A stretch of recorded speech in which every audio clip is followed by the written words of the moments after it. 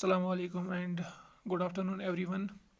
जैसे कि आप सबको पता था कि JKSSB इस मंथ बहुत सारे पोस्ट्स को एडवर्टाइज करने जा रहे हैं, जिसमें एक बड़ी रिक्रूटमेंट VLW की है। विलेज लेवल वर्कर की एक बहुत बड़ी रिक्रूटमेंट है, जिसमें ऑलमोस्ट 200 to 1500 पोस्ट्स JKSSB इस मंथ एडवर्टाइज करने जा रहे हैं। तो इसी के रिगार्डिंग हमने पहले ही बोला था कि हम लोग आप लोगों के साथ फ्री मटेरियल, जो भी सिलेक्टेड कैंडिडेट्स है उनका फ्री मटेरियल आप लोगों के साथ शेयर करेंगे, और at the same time video lectures को हम फ्री में अपलोड करेंगे। तो अभी तक सिंस हमें पता है कि VLW का सिलेबस अभी हमारे सामने नहीं है, लेकिन फिर भी जो एक्सपेक्टेड कुछ पोर्शंस होते हैं सिलेबस के कि जो हर एक एग्ज़ाम में हमें पता ही है कि होता है, जैसे कि साइनस पोर्शन जो भी प्रीवियस एग्ज़ाम JKSSB ने कंडक्ट किए, उसमें साइनस का पोर्शन ऑलमोस्ट हर एक एग्ज़ाम में था। और उसमें भी कुछ टॉपिक्स 10 to 15 टॉपिक्स ऐसे हैं जो हमने देखे कि हर एक एग्ज़ाम में हमें वो देखने को मिले। For example finance accounts assistant का एग्ज़ाम हो, हमारे पास जो लेबॉर्ट्री अटेंडेंट का एग्ज़ाम था, हमारे पास हेल्थ एजुकेटर का एग्ज़ाम था, या सब ऑडिटर सुपरवाइज़र का जो एग्ज़ाम था, उसमें जो साइंस का पोर्शन था ऑलमोस्ट 10 to 15 टॉपिक्स, तो वही सिलेबस में यूजुअली पूछा जाता है। तो इसी के रिगार्डिंग हम आज से जो आपकी साइंस की सीरीज़ है वो स्टार्ट करेंगे। 15 to 20 लेक्चर्स में हम कोशिश करेंगे कि इसको कंप्लीट करने की, और जो हमारा जो भी हम यहाँ पे पढ़ाएंगे आप लोगों को, वो बिल्कुल NCERT बेस्ड होगा। जो भी SSB पूछता है एग्ज़ाम में, पिछले एग्ज़ाम्स में जो पूछा गया है उसी को हम यहाँ पे डिस्कस करेंगे। और जो पहला ही टॉपिक आज का हम जो यहाँ पे डिस्कस करेंगे वो इलेक्ट्रिसिटी का है, जो हमने देखा कि हर एक एग्ज़ाम में इस पे 1 मार्क्स का क्वेश्चन देखने को मिला। और स्टार्ट करने से पहले जो भी इस चैनल पे आज पहली बार आए हैं, तो आप सबसे रिक्वेस्ट है कि इस चैनल को सब्सक्राइब करो, हमें सपोर्ट करो, और हमारी टेलीग्राम चैनल भी है जिसकी हम लिंक आप लोगों के साथ शेयर करेंगे, वो आप ज्वाइन कर सकते हैं। पहला ही टॉपिक जो हमारा है वो इलेक्ट्रिसिटी का है, और इलेक्ट्रिसिटी में हम पहले ही स्टार्ट करेंगे विद डेफिनेशन। इलेक्ट्रिसिटी और इलेक्ट्रिक करंट जो हमारे पास होती है, it is defined as the flow of electric charges per unit time. हमारे पास अगर कोई भी कंडक्टर होगा, सिंस हमें पता है कि कंडक्टर एटम्स का बना होता है और एटम्स में फ्री इलेक्ट्रॉन्स होते हैं, और किसी भी तरीके से अगर हम इन फ्री इलेक्ट्रॉन्स को मूव करवाएंगे, तो ये इलेक्ट्रॉन्स कितना मूव करेंगे पर unit time through any cross sectional area of a conductor. अगर कंडक्टर का हम कोई भी क्रॉस सेक्शनल एरिया लेंगे, उसमें कितने charges per unit time flow करेंगे, इसी को हम इलेक्ट्रिसिटी और इलेक्ट्रिक करंट कहते हैं। और mathematically electric current I is equal to charge, यानी कि Q अपॉन टाइम, यानी कि T। I is equal to Q by T। I हमारी इलेक्ट्रिक करंट है, Q चार्ज है और T टाइम है। चार्ज का जो यूनिट है वो कूलम है, और टाइम का जो यूनिट है वो सेकेंड है। और यूनिट ऑफ इलेक्ट्रिक करंट फिर क्या बनता है, कूलम अपॉन सेकेंड, और इसी का दूसरा नाम एम्पियर है। यानी कि JKSSB यहाँ पे एक क्वेश्चन आपको पूछ सकता है कि इलेक्ट्रिसिटी और इलेक्ट्रिक करंट का यूनिट क्या है, वो कूलम अपॉन सेकेंड है, और उसी का दूसरा नाम एम्पियर है। And ampere was named after French scientist Andre Marie Ampere. इसी के नेम पे इसका नाम एम्पियर रखा गया। ये थी सिंपल डेफिनेशन। इसके बाद और एक टॉपिक है हमारा क्वांटाइजेशन ऑफ चार्ज। अगर आप लोग क्लास 10th NCERT जो है उसमें इलेक्ट्रिसिटी का एक चैप्टर है, उसमें एक पॉइंट लिखा है, सिंपल एक पॉइंट है वहाँ पे कि number of electrons in 1 coulomb of charge is equal to 6 into 10 raised power 18। Number of electrons in 1 coulomb of charge is equal to 6 into 10 raised power 18। और वहाँ पे फिर इसके मतलब ये कहाँ से आया 6 into 10 raised power 18, वो वहाँ पे डिस्कस नहीं किया गया है, लेकिन NCERT में है तो इम्पॉर्टेंट पॉइंट बनता है। तो ये हमारा जो ये पॉइंट है, ये क्वांटाइजेशन ऑफ चार्ज से आता है।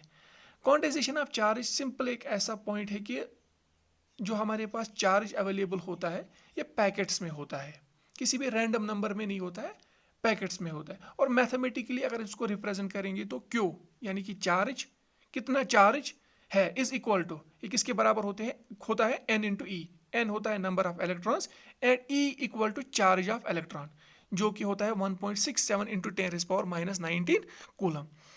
तो ये मैथमेटिकल इक्वेशन हमारे किस काम आती है?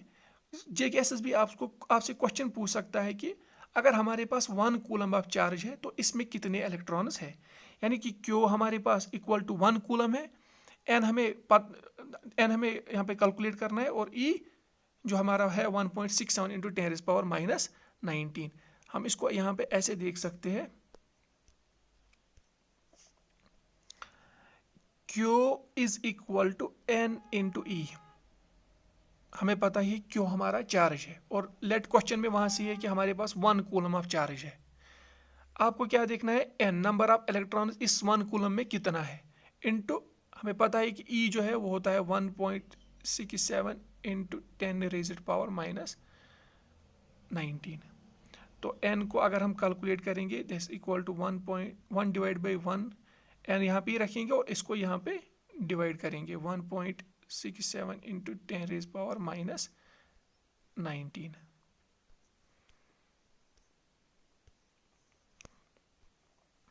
तो n को अगर हम यहाँ पे कैलकुलेट करेंगे, जो 10⁻⁻19 नीचे है ये ऊपर जाके बनेगा 10⁻19 और डिवाइड में है 1.67।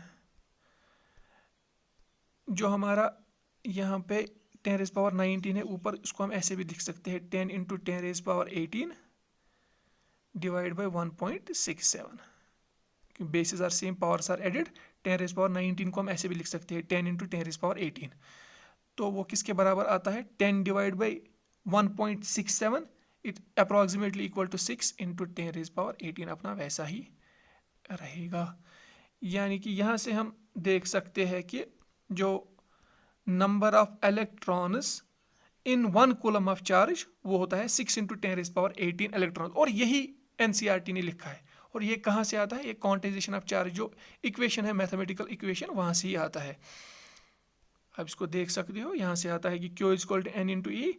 हमें Q पता ही है 1 है, E हमें पता ही है 1.67 10⁻⁻19, n को कैलकुलेट करना है।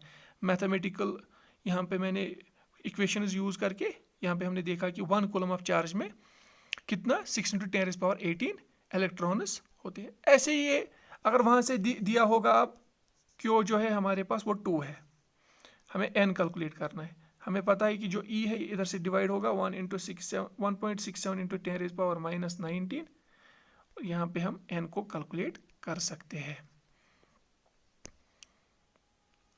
यहाँ पे हम n को कैलकुलेट कर सकते हैं।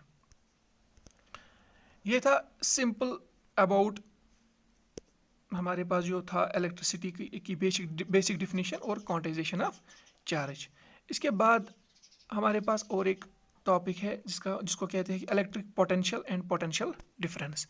इलेक्ट्रिक पोटेंशियल को अगर पहले हम डिफिनीशन इसकी देखेंगे, it is defined as the work done in moving a unit positive charge from reference point to a specific point. इसका क्या मतलब होता है, यहाँ पे समझने की कोशिश करेंगे कि अगर हमारे पास एक यूनिट पॉजिटिव चार्ज है, इसको हमें इस पॉइंट से लेना है किसी पॉइंट ए तक।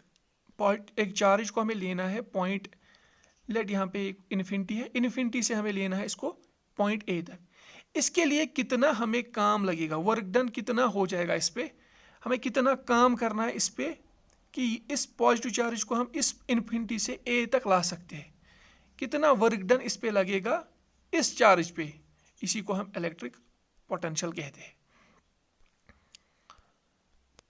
यही यहाँ पे मैंने लिखा है कि वर्क डन कितना काम लगेगा पर यूनिट चार्ज, इस चार्ज को मूव करने में, इसी को हम इलेक्ट्रिक पोटेंशियल कहते हैं। यानी कि V is equal to electric, mathematically V is equal to W/Q। V is हमारा जो V होता है वो इलेक्ट्रिक पोटेंशियल है। इलेक्ट्रिक पोटेंशियल को V से हम डिनोट करते हैं।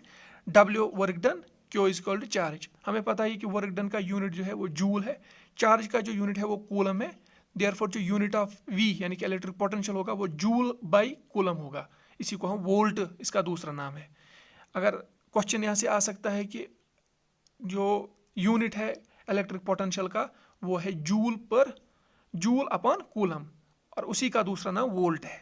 और वोल्ट इसका नाम रखा गया है आफ्टर इटालियन फिजिसिस्ट एलेसेंड्रो वोल्टा। तो volt is equal two joule coulomb inverse. ये कूलम इनवर्स कहाँ से आया, ये आपको यहाँ पे समझ आ सकता है कि जो V है it is work done upon charge. Work done का यूनिट जो है वो जूल है और कूलम चार्ज का यूनिट जो है वो कूलम है, यानी कि V का यूनिट है जूल अपॉन कूलम। इसी को हम ऐसे लिख सकते हैं कि अगर जूल ऐसे ही रखेंगे कूलम को ऊपर ले जाएंगे तो वो -1 यानी कि कूलम इनवर्स बनेगा, और इसी का दूसरा नाम है वोल्ट। JKSSB जब ऐसे इलेक्ट्रिसिटी में क्वेश्चन यूजुअली पूछते हैं तो वो सिंपल ऐसे यूनिट्स पे क्वेश्चन पूछते हैं कि इलेक्ट्रिक करंट का यूनिट क्या है, चार्ज का यूनिट क्या है। अभी जब हम पढ़ेंगे रेजिस्टेंस कुछ लेक्चर्स के बाद तो वहाँ पे आएगा कि रेजिस्टेंस का यूनिट क्या है, ऐसे ही वोल्ट इलेक्ट्रिक पोटेंशियल का यूनिट क्या है। तो ऐसे ऐसे क्वेश्चन JKSSB पूछता है। अब अगर हम यहाँ पे देखेंगे कि हमने देखा कि यूनिट जो है वो जूल अपॉन कूलम है और उसी का दूसरा नाम है वोल्ट। अगर हम अब कहेंगे कि एक पॉइंट है हमारा A, अगर हमारे पास एक पॉइंट A है, यहाँ पे देख सकते हैं अगर हमारे पास पॉइंट A है, इस पॉइंट पे जो इलेक्ट्रिक पोटेंशियल है वो VA है, और हमारे पास दूसरा पॉइंट है B, इस पे इलेक्ट्रिक पोटेंशियल जो है वो VB है। जो डिफरेंस होगी इन दो पॉइंट्स के दरमियान पोटेंशियल में, यानी कि यहाँ पे एक पोटेंशियल है दूसरा यहाँ पे, जो भी डिफरेंस होगी पोटेंशियल में बिटवीन दीज टू पॉइंट्स, उसी को हम पोटेंशियल डिफरेंस कहते हैं। Potential difference between two points is defined as the difference in potentials at individual points. Point A पे पोटेंशियल V है, पॉइंट B पे पोटेंशियल V भी है, इन दो के दरमियान अगर हम डिफरेंस देखेंगे पोटेंशियल की तो हम उसको इसको हम potential difference between point A and point B कहते हैं। ये आपको यहाँ तक समझ आया होगा। ये यहाँ पे मैंने लिखा है let V is potential at point A and VB is potential at point B। Difference in potentials between point A and between point B it's called as potential difference between A and B। Potential difference अब हमने क्यों पढ़ा यहाँ पे, क्योंकि potential difference की वजह से ही जब हम कंडक्टर के अक्रॉस पोटेंशियल डिफरेंस क्रिएट करते हैं तो उसी पोटेंशियल डिफरेंस की वजह से कंडक्टर में इलेक्ट्रॉन्स मूव करते हैं इन ए पर्टिकुलर डायरेक्शन। और हमें पता है कि जब इलेक्ट्रॉन्स मूव करेंगे इन ए पर्टिकुलर डायरेक्शन उसी को हम इलेक्ट्रिक करंट कहते हैं। तो इसीलिए हमें ये यहाँ पे पढ़ना पड़ा कि पोटेंशियल डिफरेंस, एक कंडक्टर में इलेक्ट्रिक करंट कितनी फ्लो होगी ये डिपेंड करेगा कि इसके कंडक्टर के अक्रॉस कितनी पोटेंशियल डिफरेंस को हमने अप्लाई किया है। जैसे आपको पता है कि बैटरी होती है हमारे पास या घर में जो सॉकेट्स होते हैं तो उसकी वजह से ही पोटेंशियल डिफरेंस क्रिएट होती है, और जब पोटेंशियल डिफरेंस क्रिएट होती है उसकी वजह से कंडक्टर में इलेक्ट्रॉन्स फ्लो करते हैं इन ए पर्टिकुलर डायरेक्शन और उसी को हम इलेक्ट्रिक करंट कहते हैं। इस लेक्चर में हम इतना ही रखेंगे, एक डेमो लेक्चर था आप लोगों के लिए। अगर VLW पोस्ट में अगर ऑलमोस्ट 10 टॉपिक्स होंगे साइंस के तो विद इन 20 लेक्चर्स वो सारे यहाँ पे कंप्लीट होंगे। होप आप लोगों को समझ आया होगा। हमें कमेंट्स में बताएं कि आपको कैसा लगा हमारा पहला लेक्चर, और सब्सक्राइब इस चैनल को कीजिए। Thank you.